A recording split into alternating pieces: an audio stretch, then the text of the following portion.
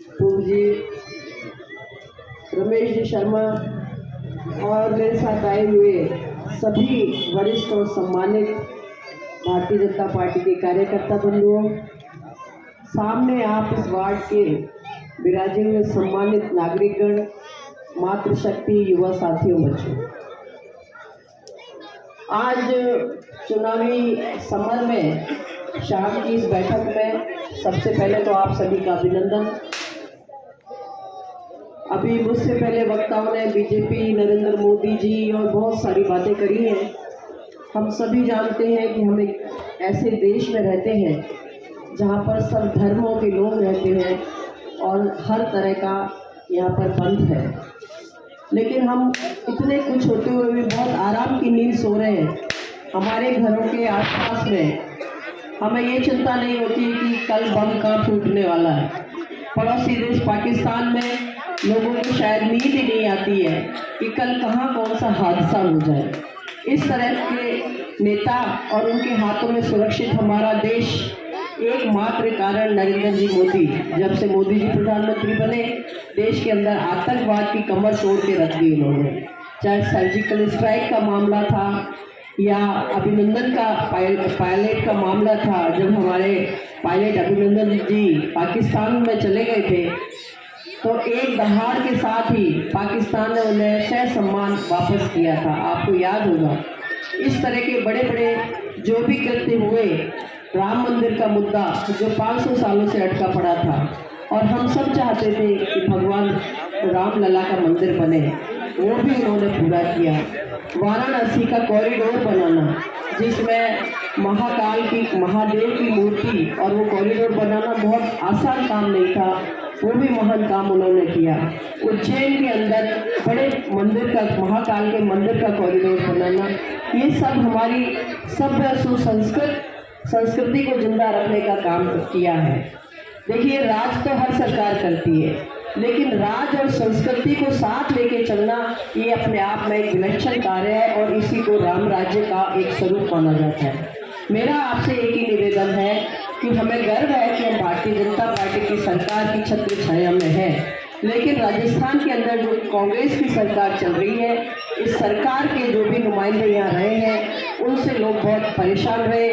5 साल यहाँ एमएलए ने जो भी कृत्य किए, जिस भी तरह से लोगों को परेशान किया है, वो सभी आप लोग जानते हैं। और जो विशेषकर नगर पालिका क्षेत्र में जो लोग रह रहे हैं, चाहे पट्टों का मामला था, उसमें भरपूर भ्रष्टाचार हुआ। शहर के अंदर डेवलपमेंट के नाम पर सड़कें ऐसी बिछाई जाती हैं जो 10 दिन भी नहीं चलती हैं। घरों में जगह जगह आप देखो गंदगी के ढेर लगे पड़े हैं।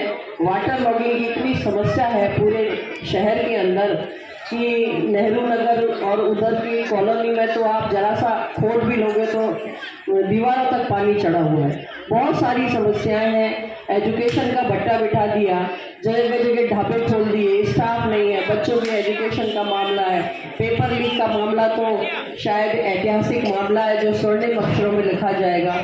ऐसी सरकार कभी नहीं आई जिसके हर पेपर लीक हो जाता है। आरपीएससी खुद उस घेरे में आ गई। अब इससे ज़्यादा बुरा हाल कि सरकार 3-3 साल, 1.5 साल, 2-2 साल बैठी रहे होटलों में, अब सरकार चल रही है। केवल कुर्सी बचाने की जुगत में ये नेता लोग लगे हैं कांग्रेस सरकार के, और जनता तरसती रही। कोरोना का वो समय याद करिए जब कोरोना हुआ था, उस समय तक मोदी जी ने इस देश की करोड़ों जनता के लिए, करोड़ों गरीब लोगों के लिए, बीपीएल लोगों के लिए गेहूं भिजवाए थे, दालें भिजवाई थी, तेल भिजवाया था। जितना भी लोगों के घर में, उनको ये महसूस नहीं हुआ कि कितनी बड़ी आपदा थी। उन्होंने वैक्सीन दी और उस वैक्सीन को हम लोगों ने जो उपयोग किया, शुरू में तो कई लोग ऐसे भी थे जो कहते थे कि ये तो मोदी की वैक्सीन है, और उन्होंने उसको लगवाया नहीं। और बाद में जब उनको नुकसान होने लगा तब मजबूरी में वही कांग्रेसी आके मोदी की वैक्सीन का उपयोग भी करने लगे, और उस वैक्सीन को बना करके उन्होंने ना सिर्फ पूरे विश्व में बल्कि अन्य देशों को भी उसको सप्लाई करके भारत का नाम ऊंचा किया और आम जनता को बचाया। नहीं तो आपने देखा था विदेशों में लाशों के ढेर लग गए थे, क्रेनों से और जेसीबी से लाशें ढकी जाती थी, रेत डाला जाता था, वो स्थिति हो गई थी। उस स्थिति से देश को बचाने वाले हमारे मोदी जी चाहते हैं कि राजस्थान की सरकार हमारी आए, लेकिन हमारी भागीदारी हो। उस भागीदारी के तहत ही दीपक कड़वाल साहब को हमारे यहाँ से प्रतिनिधि बनाया है। लोग भ्रमित बहुत कर रहे हैं। चुनावों में कई लोग टिकट मांगते हैं, टिकट एक को मिलता है। पार्टी का जो भी निर्णय सर्वोपरि है।